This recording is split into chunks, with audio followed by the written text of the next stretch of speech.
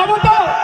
আমাদের কিন্তু প্রয়োজন হলে রক্ত দিতে হবে, প্রয়োজন হলে অর্থ দিতে হবে, প্রয়োজন হলে সময় দিতে হবে। দেবো তো নাকি ইনশাল্লাহ?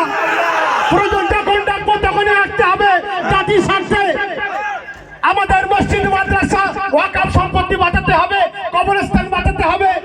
হয়তো এমন দিন আসতে পারে হয়তো মোদী সরকার আইন করবে যে কবরের জায়গা যদি মাটি দিয়ে দিয়ে ভর্তি হয়ে যায়, জমি নষ্ট হচ্ছে, আপনাদেরকে পোড়াতে হবে। এমন যদি আইন হয় আমরা কি মানতে পারবো? তাই এখন থেকেই আমাদের সজাগ থাকতে হবে। এই মোদী সরকারের বিরুদ্ধে আমাদের জীবন মরণ লড়াই লড়তে হবে। এবং যারা ভারতবর্ষের শুভবুদ্ধি সম্পন্ন মানুষ, হিন্দু মুসলমান জৈন খ্রিস্টান সকলকে কাছে নিয়ে আমাদের এই লড়াই করতে হবে।